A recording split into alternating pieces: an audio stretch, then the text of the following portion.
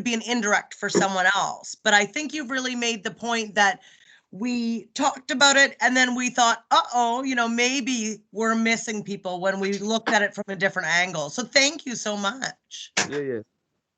And someone from the water group?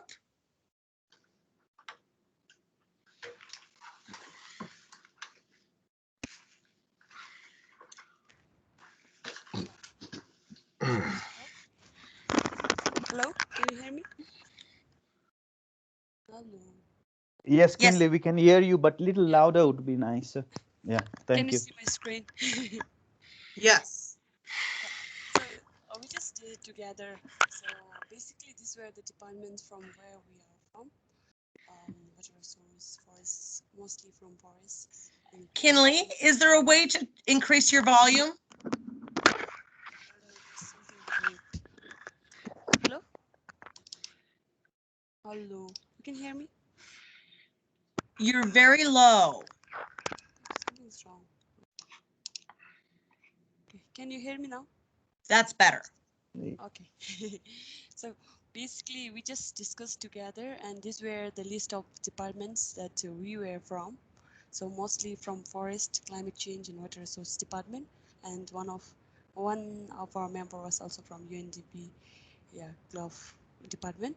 So we just listed the direct stakeholders that we are in contact with. So these were mostly agriculture, irrigation, national park, disaster management, then forest and environment commissions. And this were the indirect stakeholders that we are with. So mostly every work or research we do is mostly related to local communities. So so the local communities and NGOs and the consultants were the indirect stakeholder for us. So because some of our friends were working in working with irrigation, and some of them are working with floods. So they basically work. They basically give informations from top to bottom approach, like from CM, chief minister to local level, and they would even warn the people if there is any risks, and they would be building structure to ensure discharge of flood safely. And these were some works that they would do, like enhancing socioeconomic condition and all. But while doing this work, they also have some barriers, like especially one is politicians. Yeah, everybody know the politicians, right? So they yeah, everything we do, like it is based on their interests. So there were some barriers because of that. And one thing, as Aditya ji mentioned, mostly local people. So even if we try to do everything equally, but it depends on their interests. So every people have their different interests. So it's very difficult to implement this one. And one thing is because of lack of proper policy, so policy interventions and all.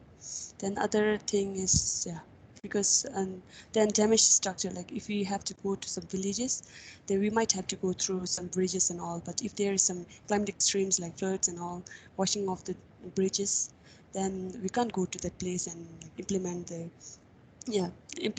works and all.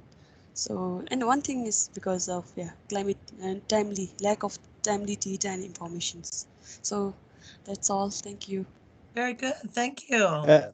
I just wanted to add, I think it was very interesting in our discussion that when we also, in terms of serving, who are you serving, means directly. So what we also realized, that although there is a top-down communication that is there, but when disasters strike, they are bottom-up communications also with the department. So at the community level, they are disaster committees who are actually reporting loss of lives and livelihoods at the community, and the measurement of the water flow from the community rivers, local rivers that are there, directly reporting to the government. So there we could also see, that there is a two-way communication that is happening simultaneously, in disasters event. Yeah, that's it. Thank you. Fantastic. Thank you.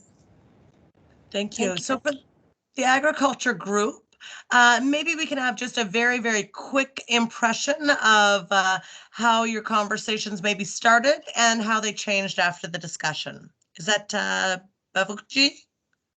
Yeah, good afternoon to everyone. Basically, our group comprises from researchers to planners, and I would like to tell that we have a very good interaction with each other and every member, and it is very good to hear that every member have discussed about their aims, their role, and also they know about the direct and indirect effects on the climate change and gender. You could see over the screen. And most of us know that who are the direct stakeholders or indirect stakeholders.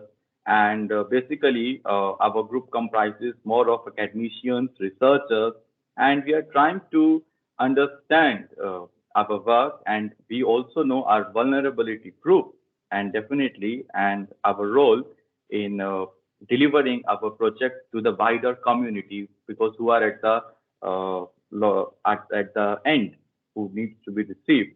And then our group has also know and have discussed a lot about whom they need to serve and what are the barriers in their, like some of have found that there are certain at the local level, there are people, they are very much shy to tell about the correct data.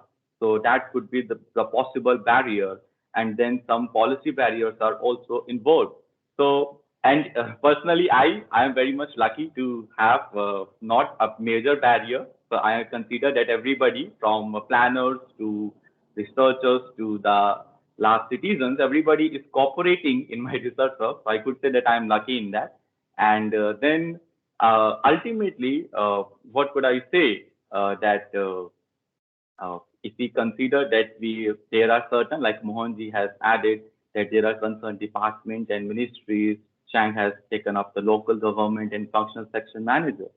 So we have a very live interaction with each other, and it is very good to say that most of even every member of our group knows about our aims, about barriers, methods of research, stakeholders at a different level. Thank you. Fantastic. Great.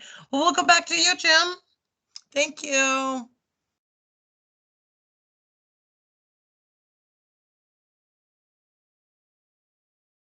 So, Jim, if you are available and you want to unmute. I'm unmuting for sure. No, I really was impressed. I must admit, one of the, I'll share the screen, but one of the major things that we have found is important, and again, this is for Canada, is there tends to be not a self-awareness of that interaction. So we spend a lot of time looking at using different tools and methods to be able to sort of unpack, our institutions, who's within our institutions, and what are some of the functional relationships. And so just to give you a sort of a quick hint of that and just some of the things that are possible, let me see if I can just show this screen. And so basically, we use network analysis and things like that to show these functional categories, to see things that we can't see. We've been doing this certainly within the government and at the federal level, trying to find research communities and trying to functionally see how they all interact, because obviously it's important to see who's at the table, not just within, a local region, but in a much more broad sense. Who are the experts that are available to you? And, just not only nationally, but also internally within the organization itself. And we've been doing a number of analysis like this. So it's not to say, here's a tool, go use it. It's more to say that it's absolutely critical that if we are going to affect change, that we're aware of who's available and, where those functional parts are. And that's really all we wanted to say, but I must admit, I'm really impressed in terms of that self-awareness of the colleagues, your colleagues and your networks, and how you interact with them and where the barriers are. And that's, Kim, it's pretty amazing. So having said that, typically it's sort of what we do is, because we want to affect change, we want to sort of flip it around. So we're going to talk just very lightly about, within that overall functional framework, the idea is just take a moment to sort of identify where you think you are. And sometimes it's quite trivial. So if we look at, this framework, we can see that, here we have what are traditionally known as knowledge producers, researchers, but, are those people also taking on roles in terms of facilitating, risk assessments and facilitating, this process of change, whereby it's not just at the local level, but it's also at levels above that. But more than that, because we're also trying to affect change, and this is a sort of a trick I do for my grad students, I get them to understand and know the framework and the structure of the ICLI process, and then I turn the question around, and basically they have to justify where they think they would be most effective. So in other words, instead of saying this is where I am, and this is how traditionally I've been used within this framework, it's quite the opposite. The framework is complicated, and the requirements, the functional requirements, are quite specific, but can you identify a place where you think you can be most effective to affect change, specifically within the context of climate change and specifically within the context of gender? And I don't know if that's an open discussion or if it's just basically, identify yourself here. Is there some way that, you can take your current situation but say, given this framework, I think I could do a better job somewhere else, or I think that I can find ways of moving the interest of promoting equity and gender within the context of this framework, and that's the general idea. So, Kim, That's do you right. think That's the gender transformation we're talking about, exactly, right? Exactly. Yes. Some of you have identified that right now you're gender aware, and it's a matter of within the framework, which we're going through next, to identify Yes. perhaps ways that you can become gender transformative. Exactly. So I don't know if that's a discussion, but what the idea was to make that point and then move on. So, okay. And fundamentally what we're doing is we're starting with that self-awareness. We're looking at the, where we fit and who the stakeholders are, who's going to be part of your adaptation team. And part of that is self-awareness. Part of it's knowing who the people are around you. And as I said before, there's a strong self-awareness of the people around you and how you affect change. So I think that's wonderful. Okay, so if we move forward, let me see if we're given our time frame.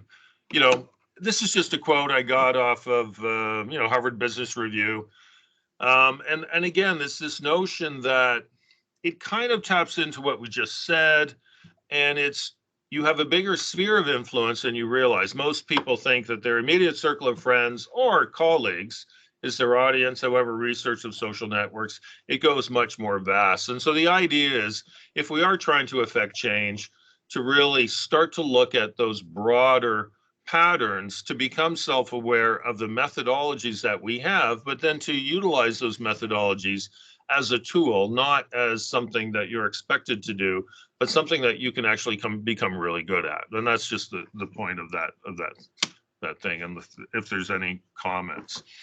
So next, if we are looking through, and again, Kim and I are sort of walking through structurally the process whereby first you have to identify, who you are, where you are within the context of the assessment framework.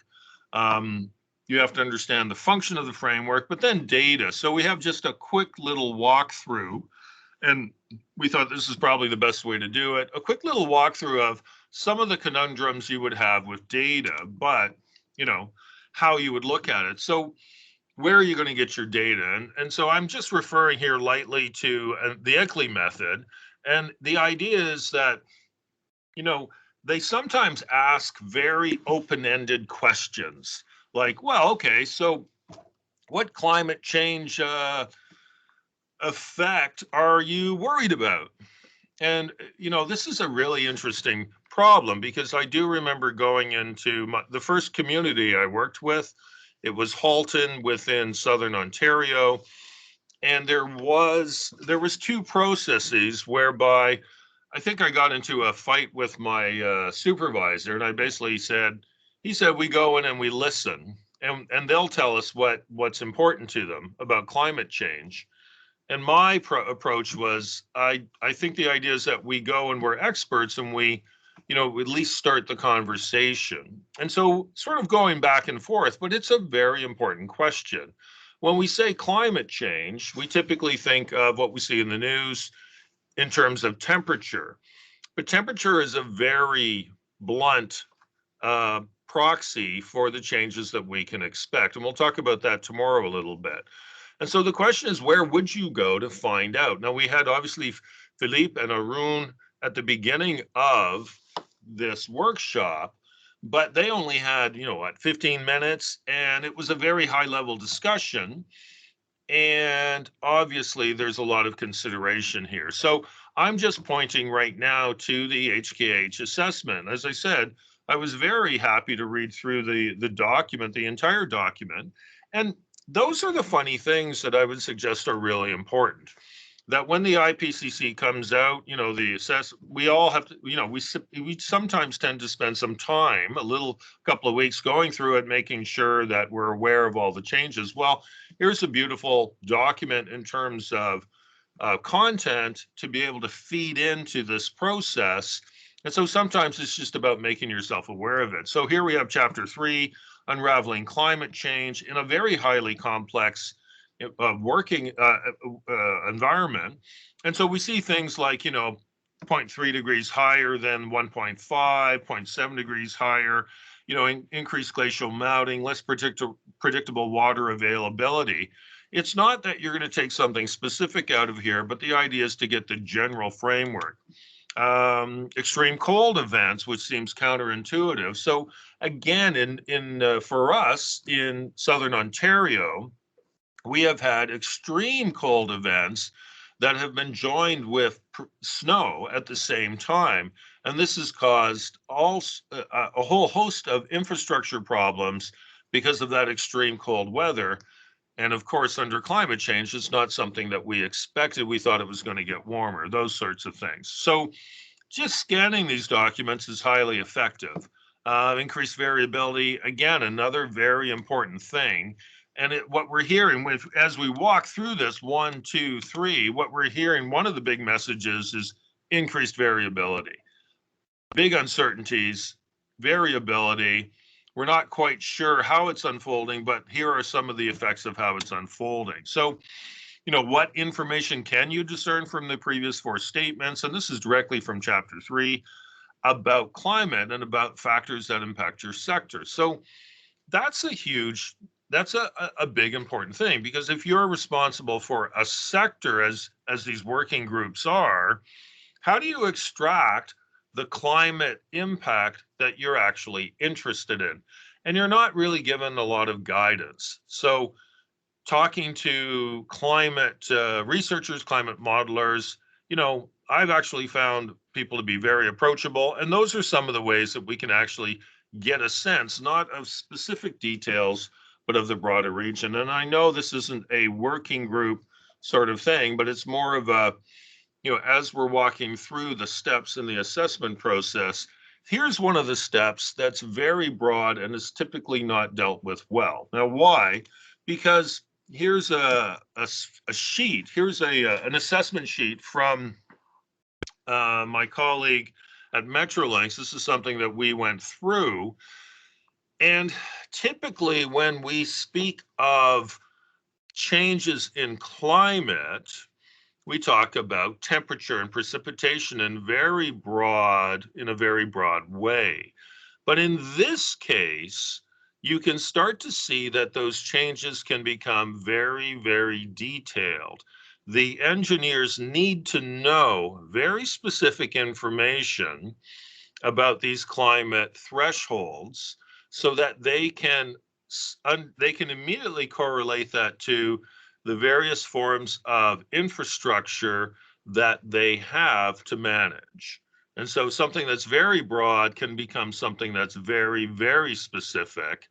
And then we almost immediately get into questions of uncertainty, because we're pushing the models beyond the scale. And you heard it from Charles Bork as well. We're pushing the models beyond the scale at which we can get reliable information. And so that very nature of information itself becomes a factor. Now, this is typically not spoken of within the assessment methods, but we're here just to sort of tell you that this can become an issue. And fundamentally, the only way to get this type of detailed information is a sort of a circular thing.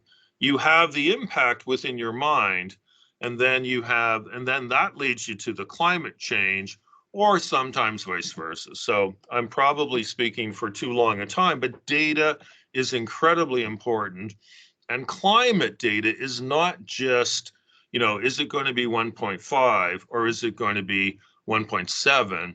It can be very detailed, and the projections of that can be very, highly specific.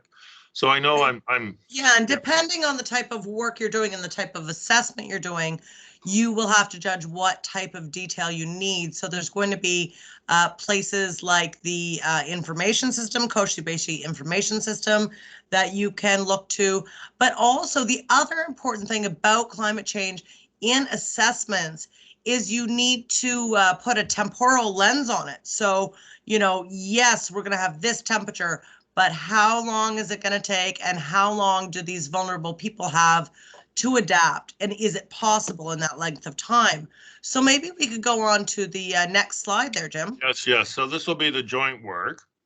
And so do we have it here? Okay, so what we're going to do is, Kim and I went back and forth on this a couple of times, and we're trying to figure out how to do the group work. But part of the problem is, you saw partially from that last slide, it can become quite detailed, and risk, often we don't have all the pieces. So, as a trainer, as an educator, it's like, well, we could walk you through a very specific, we could make up a data set and we can do that. And that's a possibility in the future.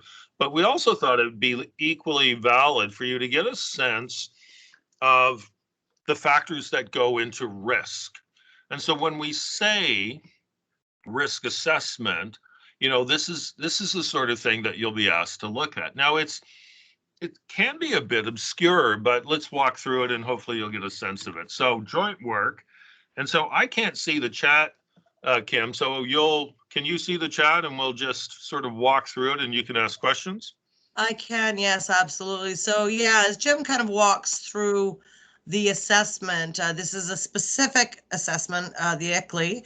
As if you have any ideas or have any questions, just throw them up in the chat, and we're going to stop and we'll chat about them and see how, especially if you have a question about your specific work or objective, we'll do a general walkthrough, but we'll make it as specific as we can with your questions. So feel free to participate in the chat or put your hand up.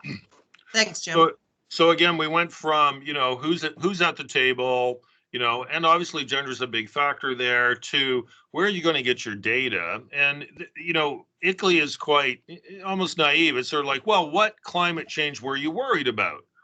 And so it's like, wow, okay, so I'm worried, like, what should I be worried about? That sort of thing. Should I be worried about hurricanes in Toronto?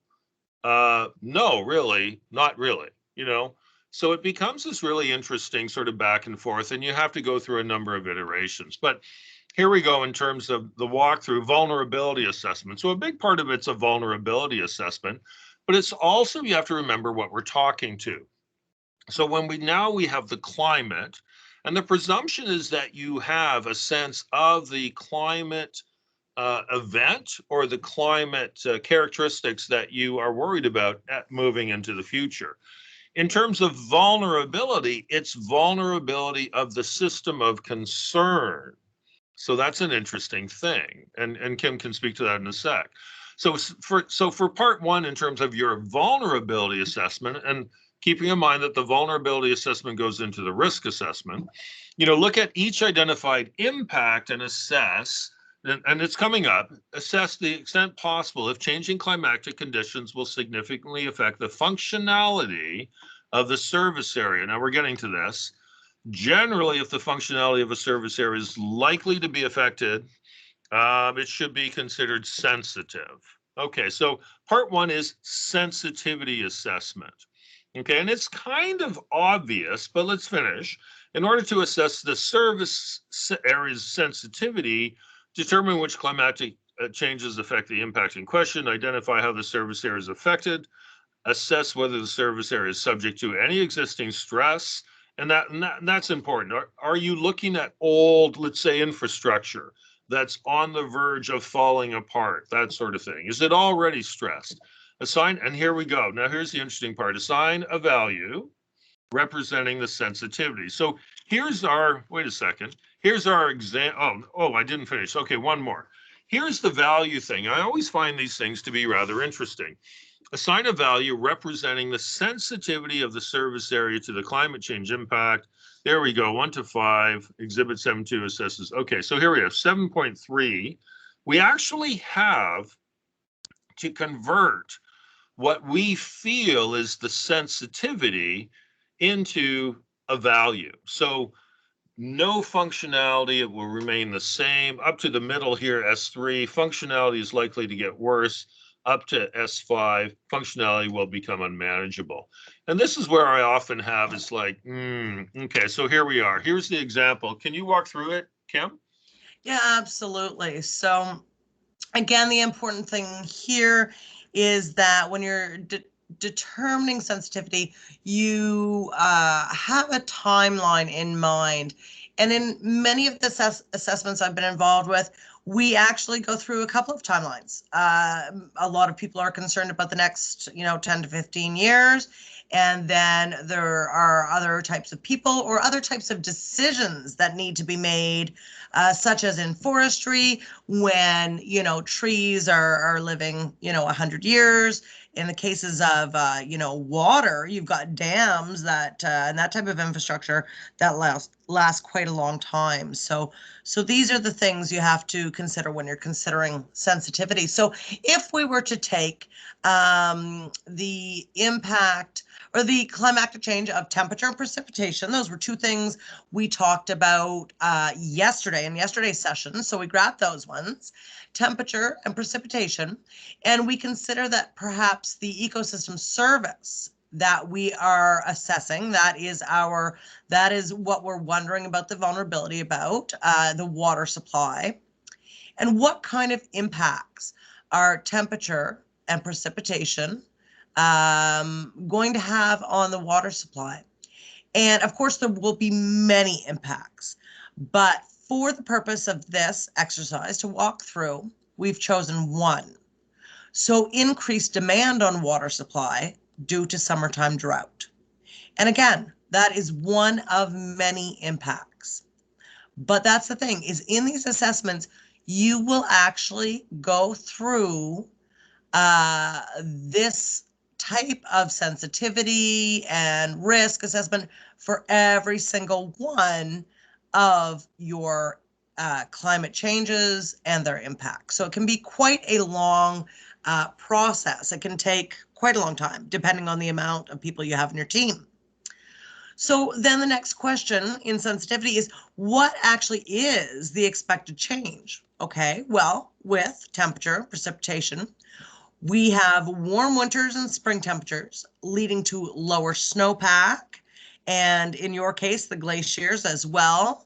We have earlier snowmelt and increasing summer drought. Another change that we can expect with these climatic change is that warmer summer temperatures will increase evapotranspiration rates and demand on our water. And that demand is going to be coming from, villages. It's going to be coming from the forest, the actual trees themselves. In agriculture, that demand is going to be coming from our irrigation. And this last one, lower winter precipitation, lowers winter snowpack and reduces the water supply. And that actually happens throughout the year. So then the next question, that's what we talked about. Is there any compounding stresses? So sure, in this case, we've said and this is what's happened in New Brunswick, is that we've actually have had droughts for 3 and 4 years. So it's not just the service, the ecosystem service of water supply that is going to, just have a problem this year and be resolved next year. In our case, the water shortages are compounded. And this is the question about sensitivity in this case. If the impact occurs, so if we have increased demand on water supply due to summer drought, will we be able to get the function? Will we be able to get the water supply? Well, this increased summer drought is going to increase the frequency of water shortages during the summer months. So if we say, will we be able to get through this year? Well, maybe our answer here about the sensitivity would change if we're only looking 1 year into the future. But in this case, let's imagine that we're looking 10 years into the future, and likely we can determine, now, of course, this is very subjective, but we are going to say as a group, and that's why you need a team of stakeholders to determine what kind of rating you would give it. And in this case, you've given this, we'll say the functionality will become unmanageable. So in the same way, you could also, which ICLEI does not, but we are saying here in this open space that you could go through the differential impacts. So the impact and what changes are expected, you could do that with a differential lens as well. And as Shonda and Aditya mentioned, we're not just talking about women or men. We are talking about, your economic place and these other things that make up your role and identity. So that is one step of 2 for the vulnerability assessment. The next one is, as Jim mentioned at the beginning, it's not only the sensitivity.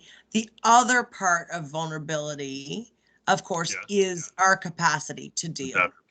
So I'm just going to say, Jim, I'm going to hand it back over to you, but we have only 15 minutes remaining to go through these. I think we got time. Yeah, I think it's because it's a walkthrough, and I think time was a factor.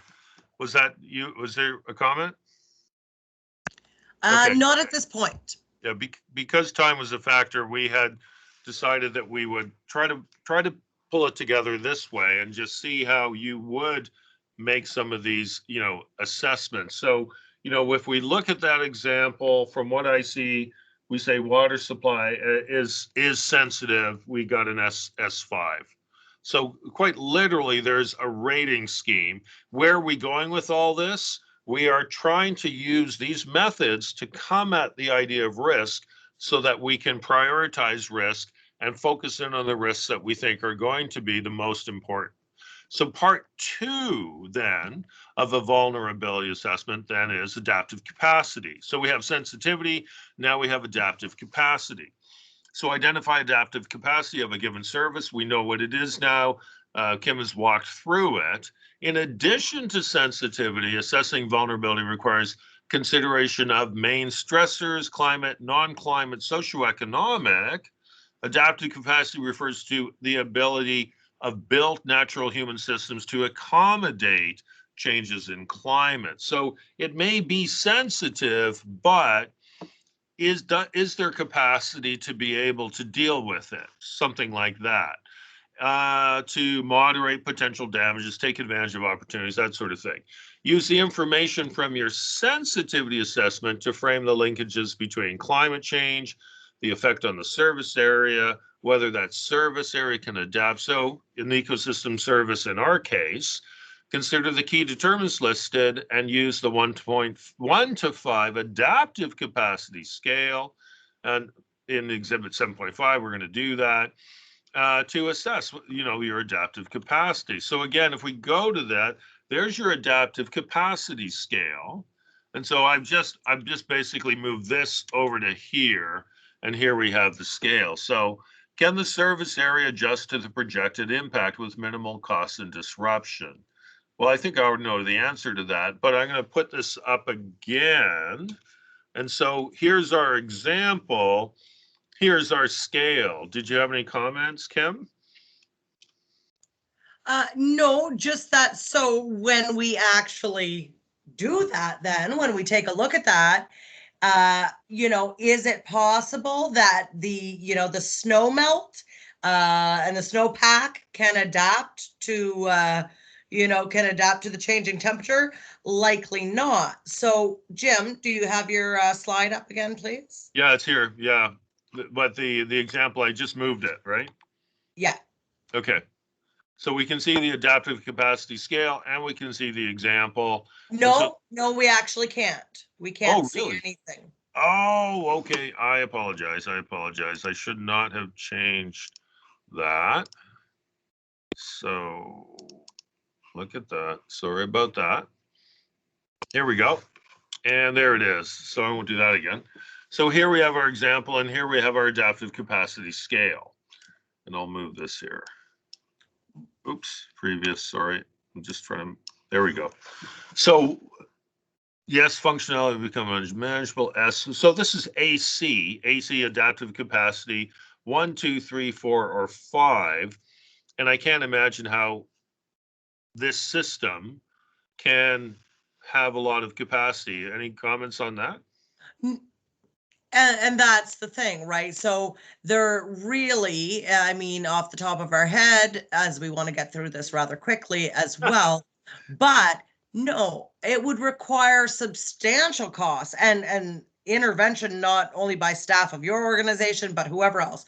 So this is really an AC1. But again, this is a subjective scale, and you'll determine this with your people on your team. So let's move ahead, Jim. Okay, sorry. Oh, why is it? There we go. So use the information. So here's adaptive capacity. So in the end, use the information from your sensitivity. Is that the same one? To frame the linkages, consider the key determinants. We've already gone through that. And then we have exhibits. So this is an exhibit.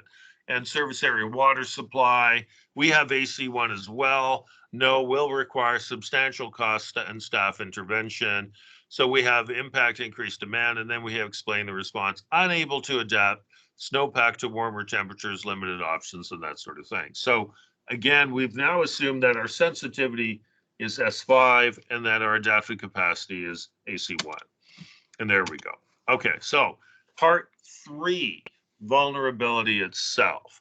So using the sensitivity and adaptive capacity ratings allocated for each impact, use the matrices, and you can see the matrix, to determine the vulnerability of each service area to the impact identified, record the impacts according to their vulnerability rating.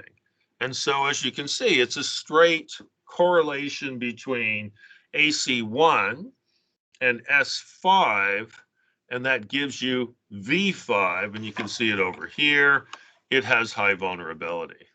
Now, and the point is here too, that many different assessments, some are giving you this code, some give you a coloration of red and green and yellow. But the point is that when you work through this system with all of your different climate changes and all of your different impacts, you won't, of course, end up with only, everything won't come out to high vulnerability. But in the next few steps, that's where you decide, when you said you can't deal with everything, you need to deal with what is priority. This is meant to help you determine. And most assessment methodologies will have this type of thing in some form. It might not look exactly like this. So let's go to the next one. And I do want to, that's a really great point. I do want to point that when your head is in that headspace, I know I'm sounding in a sort of a generalistic way, but yes, when you are comparing multiple impacts, it actually surprisingly starts to make sense. But only if you're doing multiple impacts and you're doing it in a sort of comparative way in your head, you can see how a logic starts to unfold. So here we are, we have that, we've gone through that again. And so here we have exhibit 7.7. Those impacts with high sensitivity, ours is S5 and low capacity AC1 are highly vulnerable, as was ours. And we can actually start to see this. So what were we? We were V5, high vulnerability, and you can see that. And so vulnerability ratings, service area water supply. Sorry, once again. Now we're on to risk assessment. And so we've done the vulnerability assessment. We can see from here that we have an impact that's highly vulnerable, and it now moves into the risk assessment. Interesting. Okay, so risk assessment is likelihood versus consequence. And so in this worksheet, you kind of go through it. Risk is a function of consequence of an impact and likelihood of its occurrence. So likelihood. To determine likelihood, you'll have to consider whether the impact is recurring or a single event. Increased demand on water supply is a recurrent event, whereas damage to an infrastructure is an impact, right? So for each impact, assign a likelihood rating 1 to 5 using the scale in exhibit 8.1. So likelihood rating could occur. Now, again, these things are really interesting. And the scales at which you operate are very much related to the impact. So things can change. If you're dealing with a dam is meant to last 300 years, the actual measurement, and this is where pi VC becomes, the engineer's version becomes a little bit more better. Sorry, it's late. And so we see that the actual scales are really interesting. So occurs several times a year, once a year, once in 10 years, may arise once in 10 years to 25. In fact, that recurrent impact versus a single impact, typically, if you're dealing with infrastructure, you have to be a lot more specific than that. But here we go, likelihood rating. Did we actually have a value, Kim, for our example? So I'm just going to say we've got 6 minutes left. Right. But I'm also going to say that the demand on water supply, increased demand, recurrent, I would say would be likely to happen several times. Well, I guess there's only one summer, but it could happen several times throughout the summer. So it's almost certain. Okay, sure. And again, that's something that for the ICLI method, this is your likelihood rating. But for, let's say, an infrastructure method, pi VC, it would be very specific. Okay, so there's our example. And now consequence. Consequence refers to the known or estimated consequences to the public, local economy, growth, what have you, of the particular impact, and likelihood is the of the impact. Likelihood is the probability of the projected impact occurring. So we see this table here. We've made it larger. And so, yes, across the top, we have, criteria: public health and safety, local economy and growth, environment and sustainability. And we can start to see this. We have catastrophic down to negligible. And yes, if you are in a risk assessment, even this becomes a little bit negotiable. We were in an event, I know we don't have a lot of time, but the CEO of the train, Metrolinx, came in, and basically we started assessing what was catastrophic. And for him, catastrophic was loss of life, a single life. For the engineer who kept the trains going, losing 2 hours, losing a day, like where a bridge would wash out, 1 day is catastrophic for that person, given their functional role. So again, you can start to see the subjectivity, but as more people use, let's say, ICLI or pi VC, again, it becomes a useful tool, because within your sector, you're all starting to use it in the same way. Well, and the other point is that, like Jim mentioned, between, the two roles there, the same goes, and that is why your stakeholders and who you have involved in your adaptation team is so important. You've got to have those different perspectives. And if you don't get that right, if you don't get that team part right and those stakeholders part right, then this part, if it's going to trickle down into your results. So that's why we spend so much time on the stakeholder part, because those people making these subjective decisions are going to be rating these and determining what you invest in, either with your time or your value or your finances. So And let's, and that's yeah, a good place to end. And so at the end, we actually have an interpretation, we have a risk score. And again, it's the risk score that we compare to other risk scores, other impacts. Now, I'm going to say it once again. We're going through this quickly. It's a one-off. It's to give you a flavor. But the truth is, if you're deep into it and you're considering, you know, impacts that are of relevance to your sector and you know them intimately, then the comparative capabilities of this actually start to shine through. But it really is a dedicated thing that you have to do. And again, it's quite sector specific. But I think to end on what Kim said was really, really critical. Like, who is there is probably one of the most important elements of all of this. And so that's about, I think that's it, eh, Kim? yeah, that is it for us for today. And of course, we'll be back tomorrow. And just tomorrow, just as a little primer, we're going to be talking about, you know, once you've got this information, once you've got your risks and you've considered all of this, the next thing that's going to be happening is, you know, setting goals and making decisions, choosing adaptations, and that's where the conversation will go tomorrow. So I think at this point, I'll hand it back to Nishkant, and thank you all for sticking with us this long, and I hope you've learned lots. Thank you very much, Jim and Kim. I think that was a very nicely captured at the end. It was following a very interesting group work as well. You know, I could understand that when more time were being requested, you always know that, you know, there's a lot more discussion going on, you know, and a lot of coming up with some very valuable suggestions and also some concrete conclusions as well. So thank you very much, Jim and Kim, and thank you very much to all the participants for staying with us all day today. And we look forward to welcoming you all again tomorrow morning for the day 4 of the training. So have a very relaxing evening and come all fully prepped up for tomorrow's session as well. So thank you very much and have a very pleasant evening. Take care. Aditya, would you like to say anything?